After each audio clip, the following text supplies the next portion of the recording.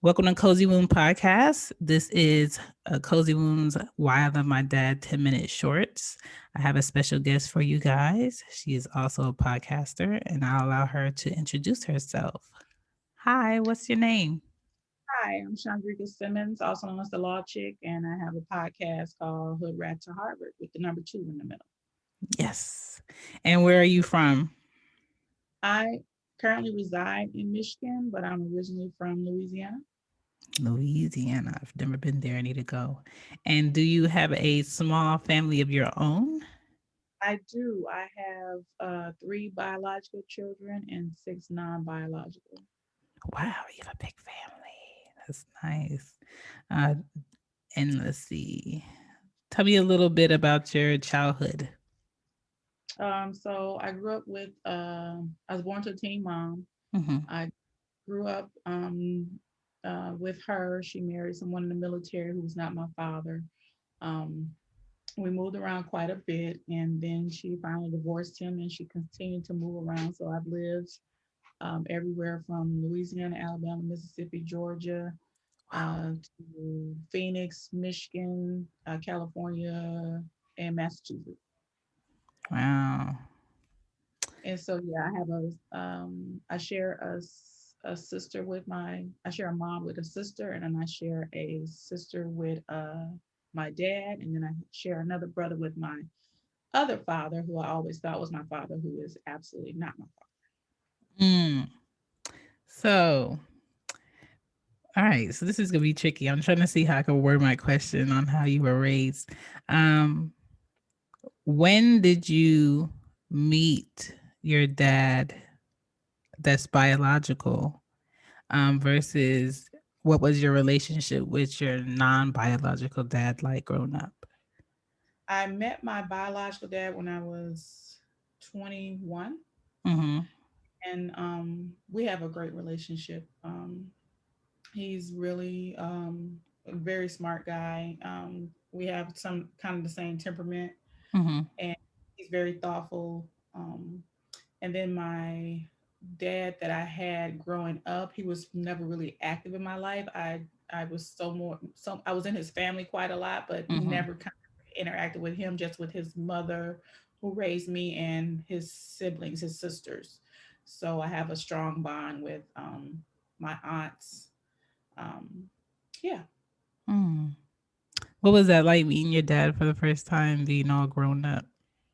So it was awesome. So my mom is very fair skinned, Mm-hmm. and my sister is brown skinned. So growing up, I was the darkest person in the family, and so I kind of knew that my dad, who's also light, was not my dad, Mm-hmm. just by how he acted, and then by the resemblance.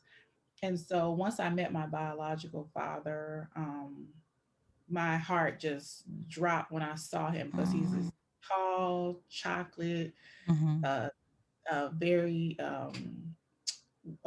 in shape. At the time, he was in shape, not so much, but in shape man, and he just Yeah. walked with authority, and I was just enamored with him. What's the easiest choice you can make? Window instead of middle seat? Picking a vendor who sends a great gift basket? Outsourcing business tasks you hate? What about selling with Shopify?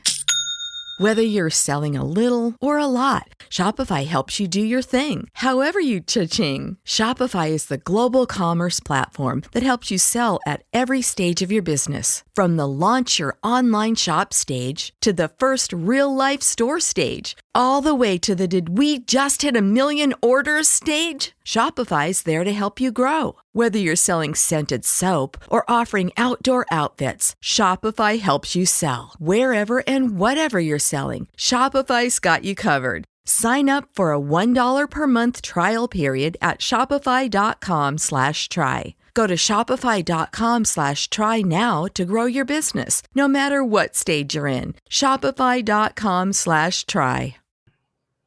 Wow. That felt really good. And what is your favorite memory of your biological dad before we get into the main question? My favorite, I don't have a favorite. Well, I guess yeah, it's not so much a favorite memory. Yeah. It's one that stands out the most. My dad is very whatever comes up comes out. So one year I was visiting him with my oldest daughter, and my dad was at that time married to a Caucasian woman, and Mm-hmm. just sitting in his living room, and she was knitting, and he was sitting there watching TV, and we were talking. He was telling me about all about the Black Panthers and Yeah. how he and his civil rights journey and all that stuff, and then he just says, and if the revolution pop off again, she's gonna be the first to go. And Oh no. I was like, what? What did you say? Oh man.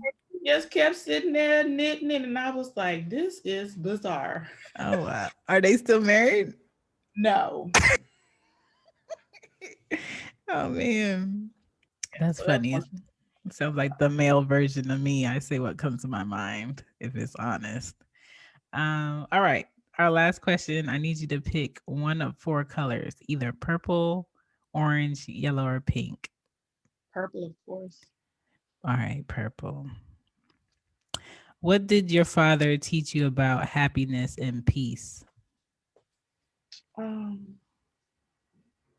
my daddy gave me peace when my aunt recently passed last year. His sister, Hmm. and I was kind of distraught about it. And he just said something and it just shook me, and it shaped my how I look at things. He said, "Chandrika, death is death," Hmm. and I was just like, I was at the in the moment I was like, "Daddy, that's so insensitive. You're like your sister's passed," and then when I Hmm. started reflecting on it, and he started talking, he was like, "There's nothing you can do for the dead, nothing. Hmm. So why are you expounding energy for this?" Hmm. And it made me look at it a different way. So you can mourn someone and be joyful, and not mourn someone and be sorrowful, because that doesn't help them or you. Yeah, I'm like that too. I tell people I don't, I think funerals are selfish.